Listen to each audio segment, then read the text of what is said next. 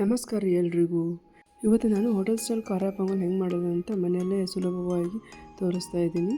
ಒಂದ್ಸಲ ಟ್ರೈ ಮಾಡಿ ನೋಡಿ, ಭಾಳ ಈಸಿ ಇದೆ. ಇದು ತುಂಬ ಕಡಿಮೆ ಸಮಯದಲ್ಲಿ ಮಾಡ್ಬೋದು ಈ ರೆಸಿಪಿ. ಇದು ಬರ್ರಿ ನೋಡೋಣ ಹೆಂಗೆ ಮಾಡೋದು ಅಂತ. ಮೊದಲಿಗೆ ನಾನು ಇಲ್ಲಿ 1 ಕಪ್ ಅಕ್ಕಿ ತೊಗೊಂಡಿದ್ದೀನಿ. ಚೆನ್ನಾಗಿ ತೊಳ್ಕೊಂಬಿಟ್ಟು ಎತ್ತಿಟ್ಕೊಳ್ಳಿ.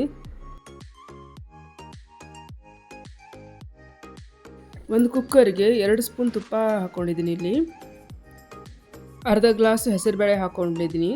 ನೀವು ಯಾವ ಕಪ್ಪಲ್ಲಿ ಅಕ್ಕಿ ಮೆಜರ್ಮೆಂಟ್ ಮಾಡಿರ್ತೀರಲ್ಲ ಅದೇ ಕಪ್ಪಿಂದ ಅರ್ಧ ಕಪ್ ಹೆಸರುಬೇಳೆ ಹಾಕ್ಕೊಳ್ಳಿ. ಚೆನ್ನಾಗಿ ತುಪ್ಪದಲ್ಲಿ ಫ್ರೈ ಮಾಡಬೇಕಿದ್ನ ನೋಡಿ. ಇಷ್ಟ ಆದರೆ ಸಾಕು. ಇವಾಗ ಇದಕ್ಕೆ ನಾವು ನೆನೆಸಿಟ್ಟಿರೋ ಅಕ್ಕಿ ಇದೆ ಅಲ್ಲ, ಒಂದು 20 ನಿಮಿಷ ನೆನೆಸಿದ್ರೆ ಸಾಕು. ಈ ಅಕ್ಕಿ ಇದಕ್ಕೆ ಹಾಕ್ಕೊತಿದ್ದೀನಿ. ಟೋಟಲಾಗಿ 1.5 ಗ್ಲಾಸ್ ಆಯ್ತಲ್ಲ, ಇದಕ್ಕೆ 1.5 ಗ್ಲಾಸ್ ಅಕ್ಕಿಗೆ ಇವಾಗ ನಾನು 4 ಗ್ಲಾಸ್ ನೀರು ಹಾಕ್ಕೊಂಡಿದ್ದೀನಿ.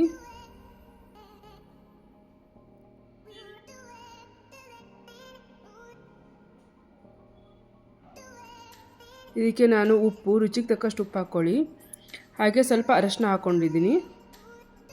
ಇದನ್ನೆಲ್ಲ ನೀಟಾಗಿ ಚೆನ್ನಾಗಿ ಕೈಯಾಡಿಬಿಟ್ಟು ಲಿಡ್ ಮುಚ್ಚಿ ಒಂದು 3 ರಿಂದ 4 ವಿಸಿಲ್ ಆಗಲಿ.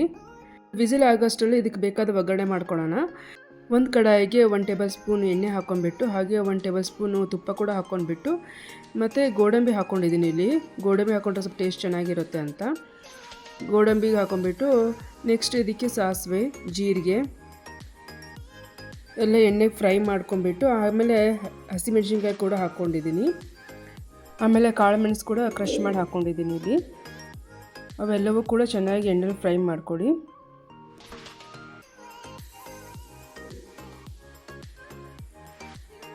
ಆಮೇಲೆ ಕರಿಬೇವಿನ ಸೊಪ್ಪು ಹಾಕ್ಕೋಬೇಕು.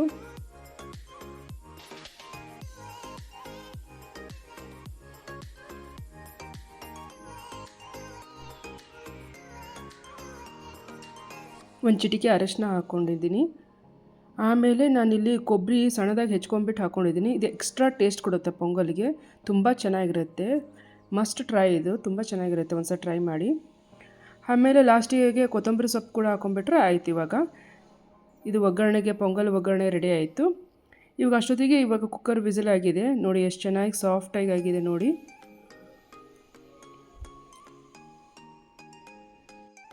ಇದನ್ನು ಇವಾಗ ಒಗ್ಗರಣೆಗೆ ಶಿಫ್ಟ್ ಮಾಡ್ಕೋಬೇಕು ರೈಸ್ನ.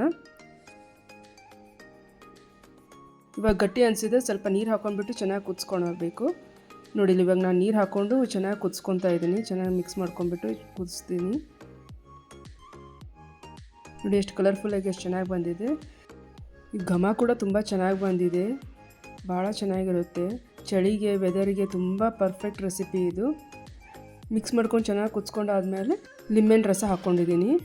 ಇದನ್ನು ಕೂಡ ಚೆನ್ನಾಗಿ ಮಿಕ್ಸ್ ಮಾಡ್ಕೊಂಡ್ಬಿಟ್ರೆ ಇವಾಗ ಪೊಂಗಲ್ ರೆಡಿ ಆಯಿತು ನೋಡಿ. ಎಷ್ಟು ಚೆನ್ನಾಗಿ ಬಂದಿದೆ.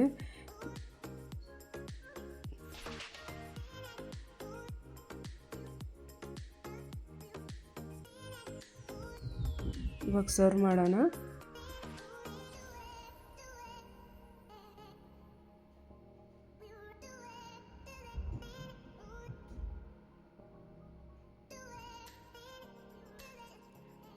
ನಿಮಗೂ ಈ ವಿಡಿಯೋ ಇಷ್ಟ ಆದರೆ please like, share and subscribe ಮಾಡ್ಕೊಳ್ಳಿ.